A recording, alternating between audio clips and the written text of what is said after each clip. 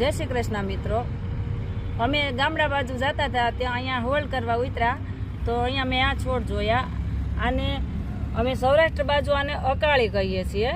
તમારી બાજુ તમે જે આ છોડને કહેતા હો તે મને કમેન્ટ કરીને કહેજો। આને અકાળી કહેવામાં આવે છે અને આ છોડ તમારે ઉનાળો હોય, ચોમાસું હોય કે શિયાળો ગમે ત્યાં પાણી વગર આ સરસ એકદમ લીલો છમ જેવો પાણી વગર સરસ આની અંદર પાણી પણ પાંદડામાં એટલું સરસ ભરેલું હોય છે લીલું।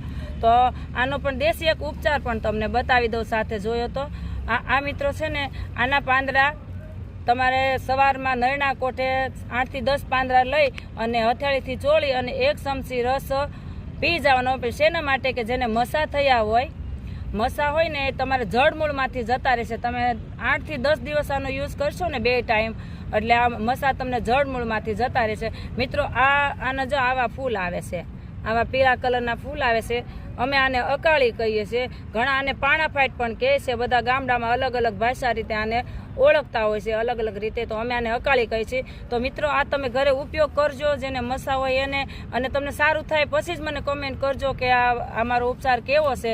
અમે અનુભવ કરેલો છે, આનાથી મસા એકદમ સરસ સારા થઈ ગયા છે, એટલા માટે અમે વિડીયો બનાવ્યો છે। અને હું તમને બીજા છોડ પણ બતાવી દઉં, આટલો થોડો હતો એટલે આ બતાવ્યો। તો આમ અંદર અઘેડાની અંદર છે બહુ બધા છોડ, તો એ પણ તમને બતાવી દઉં કે આને અકાળી કહેવામાં આવે છે।